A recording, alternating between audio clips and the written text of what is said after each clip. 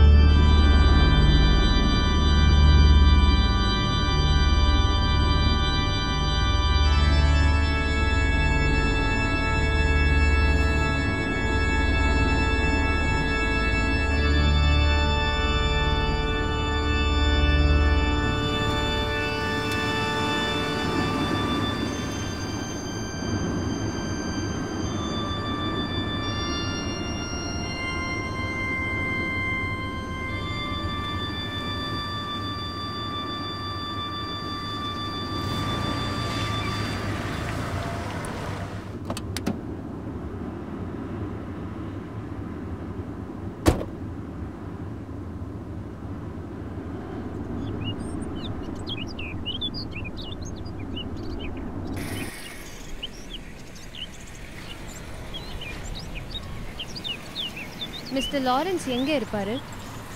நேரா போய் லெஃப்ட்ல இருக்க பில்டிங்மா.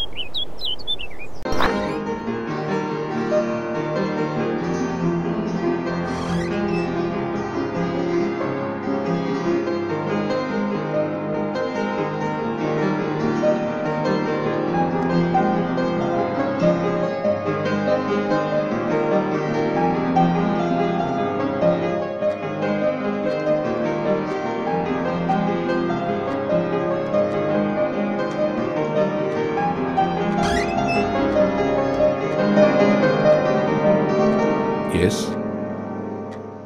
சொல்லுங்க. நீங்க மிஸ்டர் லாரன்ஸா? நீங்க யாரு? I am Jessie. I am a journalist. என்ன விஷயம்? உங்களை ஒரு இன்டர்வியூ பண்ணலான்னு வந்திருக்கேன். சாரி, நான் யாருக்கு இன்டர்வியூலாம் கொடுக்கறதில்ல. ஏன்? நீங்க செய்யற சோஷியல் சர்வீஸ் 4 பேருக்கு தெரிஞ்சா நல்லது தானே? தெரிஞ்சு என்ன பண்ண போறாங்க? அட்லீஸ்ட் நானாவது தெரிஞ்சுப்பேன்ல. சரி வாங்க, உட்காருங்க.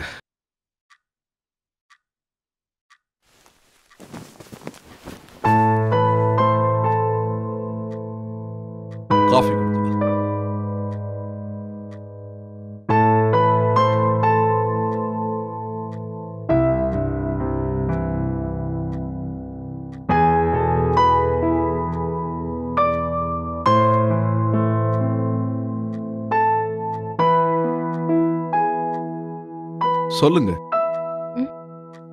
உங்களுக்கு இந்த ஹோம் பத்தி என்ன தெரிஞ்சுக்கணும்? நம்ம ஊர்ல நிறைய பேர் சோஷியல் சர்வீஸ் பண்றாங்க. எல்லாரும் இந்த மாதிரி இன்டர்வியூனா கண்டிப்பா ஒத்துப்பாங்க. நீங்க மட்டும் ஏன் வேண்டாம்னு சொல்றீங்க? எல்லா மனுஷனும் அவனுக்கு பிடிச்ச செஞ்சுக்கிட்டு தான் இருக்கலாம். எல்லாரையுமே போய் இன்டர்வியூ பண்றீங்க? எனக்கு என்னமோ உங்ககிட்ட ஒரு இன்ட்ரெஸ்டிங் ஸ்டோரி இருக்கும்னு தோணுது. சரி, உங்களை பத்தி கொஞ்சம் சொல்லுங்க. என்ன பத்தி சொல்ல ஒண்ணும் இல்ல. இந்த ஹோம பத்தி கேளுங்க, பேசுவோம். சரி, இந்த ஹோம் எத்தனை வருஷமா நடத்துறீங்க? ஒரு 7-8 வருஷமா நடத்திக்கிட்டு இருக்கிறேன். அதுக்கு முன்னாடி என்ன பண்ணிட்டு இருந்தீங்க? மெட்ராஸ்ல வேலை செஞ்சேன், நிறைய சம்பாதிச்சேன். இந்த சொசைட்டிக்கு ஏதாவது நல்லது செய்யணும்னு தோணுச்சு, இங்க வந்து இதை ஸ்டார்ட் பண்ணேன். உங்க கெரியரை விட்டுட்டு சோஷியல் சர்வீஸ் பண்ண உங்க ஃபேமிலி ஒத்துக்கிட்டாங்களா? என்னுடைய பேரண்ட்ஸ் இறந்து போயிட்டாங்க. நான் உங்களுக்கு ஒரே பிள்ளை. இந்த ஹோம் தான் என்னுடைய குடும்பம். ஏன் நீங்க கல்யாணம் பண்ணிக்கலையா? இல்ல, எனக்குன்னு ஒரு குடும்பம் வந்துருச்சுன்னா இந்த ஹோம் மேல உள்ள கவனம் குறைஞ்சிடும் இல்லையா? இப்படி ஒரு சர்வீஸை பண்ணணும்னு உங்களுக்கு ஏன் தோணுச்சு? என்னுடைய லைஃப்ல ஒவ்வொரு ஸ்டேஜ்லையும் ஒவ்வொரு விஷயத்துல ஆர்வமா இருந்தேன். அப்ப எனக்கு கிடைச்ச அனுபவங்கள் தான் என்னை இங்கே கூட்டு வந்து சேர்த்துச்சு. அப்படி எந்த அனுபவங்கள் உங்களை மாத்துச்சு? அனுபவங்களை விட அன்பான மனசு தானமா முக்கியம். அது என்கிட்ட நிறைய இருக்கு.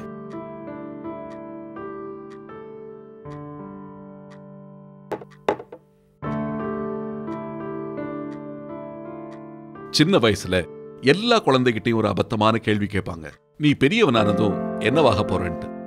பெரும்பாலான பிள்ளைங்க பெரிய பெரிய வார்த்தையா சொல்லும். அதை பார்த்து பெத்தவங்க பூரிச்சு போயிடுவாங்க.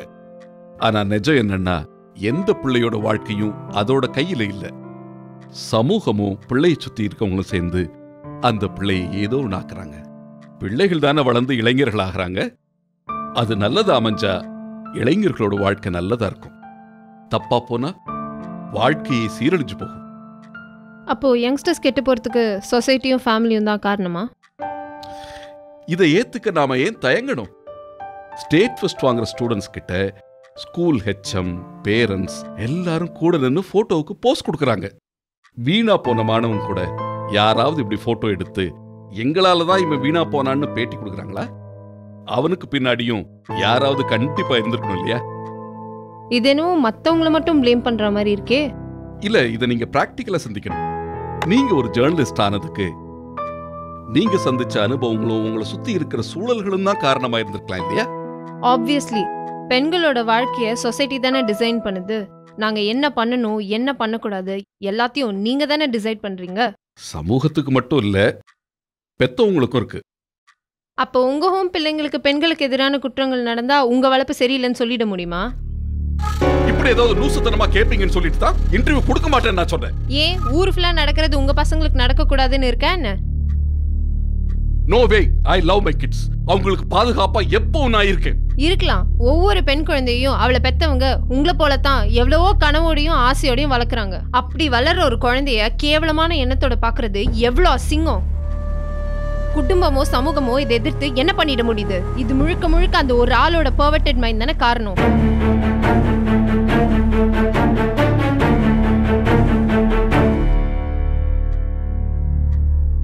சைல்ட் அபியூஸ் கேஸ்ல முக்காவாசி குற்றவாளிங்க குழந்தைங்களுக்கு தெரிஞ்சவங்களாவோ நெய்பர்ஸாவோ இல்ல ரிலேட்டிவ்ஸாவோ தானே இருக்காங்க. அதுக்கு இப்ப என்ன? அந்த மாதிரி தப்பு செய்யக்கூடிய ஒருத்தன் இந்த கேம்பஸ்ல இருப்பான்னு நினைக்கிறியா? பத்திரிக்கை புத்தியை காட்டிட்டல்ல. சந்தேகப்படுற உரிமை எல்லாருக்கும் இருக்கு. ஏன்னா சின்ன குழந்தைங்களை கூட அழுகின மனசோட பாக்குற ஆண்கள் இருக்காங்க. அப்படின்னா எல்லா ஆண்களையும் சந்தேகத்தோட பாக்குற உரிமை பெண்களுக்கு கிடைச்சிருது தானே. பெண் குழந்தைங்களோட லைஃபும் சேஃப்டியும் தான் நம்ம எய்ம். யாரு தப்பு பண்ணுவா, யாரு தப்பு பண்ண மாட்டா நம்மளால லேபிள் பண்ண முடியாது. படிச்சவன் தப்பு பண்ண மாட்டான், வயசுல பெரியவன் தப்பு பண்ண மாட்டான், சொந்தக்கார தப்பு பண்ண மாட்டான்னு ஏதாவது இருக்கா என்ன? தன்னோட வெறித்தனத்துக்காக ஒரு சின்ன பொண்ணோட வாழ்க்கையை கெடுத்துட்டு இவங்களால எப்படிதான் சந்தோஷமா வாழ்ந்துட முடியுதுன்னு தெரியல. அதானே, எப்படி சந்தோஷமா இருக்க முடியும்? நானும் 15 வருஷமா முயற்சி பண்ணிட்டு இருக்கிறேன், முடியலையே. அன்னைக்கு மட்டும் நான் கொஞ்சம் மனுஷனா நடந்துகிட்டு இருந்தேன்னா இப்படி வாழ்க்கையை தொலைச்சிட்டு ஒவ்வொரு நிமிஷமும் வேதனையோட குற்ற உணர்ச்சியோட கடத்திட்டு இருக்க மாட்டேனே. யாராலையும் மன்னிக்க முடியாத தவறுதானே இது. என் பக்கத்து வீட்டு குழந்தை தேவதை மாதிரி. இந்த உலகத்தோட மனுஷங்களோட அசிங்கமான குணங்கள் எதுவுமே தெரியாதவளா ஒரு இளவரசி போல இருந்தா. தனக்கு நடந்தது என்னன்னு கூட தெரியாத வயசுல அந்த குழந்தைய என் ஆசைக்கு பலியாக்கின. நானும் படிச்சவன் தான், மரியாதையான பெத்தவங்களுக்கு பிறந்தவன் தான், பார்த்து பார்த்து வளர்க்கப்பட்டவன் தான். நான் அந்த குழந்தைக்கு செஞ்ச காரியத்துக்கு யார காரணம் சொல்றது? யோசிச்சு பார்க்கிறேன். இன்னைக்கு நினைச்சாலும் கேவலமா தோன்ற ஒண்ண அன்னைக்கு நான் ஏன் செஞ்சேன்? அன்னைக்கு நைட் நான் வீட்டுக்கு போனப்ப கண்ணாடியில என்ன பார்க்கவே அருவருப்பா இருந்துச்சு. ஓடி வந்துட்டேன். எங்க இந்த அசிங்கம் ஊருக்கு தெரிஞ்சுட்டு போட்டு ஓடினேன். என் அப்பா சாவுக்கு கூட நான் போக தைரியம் இல்லை. இன்னைக்கு வரைக்கும் நான் அந்த பொண்ணை நினைச்சு வேதனைப்படுறேன். ஆனா அவ என்னானாலோ தெரியல. அந்த குற்ற உணர்ச்சியை சரி பண்ணத்தான் நான் இந்த ஹோம தொடங்கினேன்.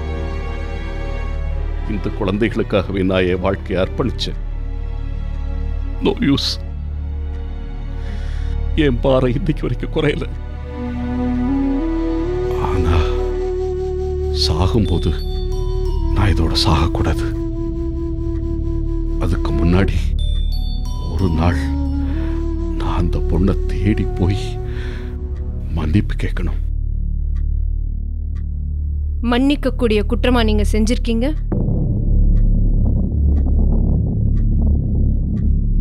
இன்ட்ரெஸ்டிங் ஸ்டோரி கேட்டல, இதை எடுத்துக்கோ. இல்ல, இதை நான் பப்ளிஷ் பண்ண மாட்டேன்.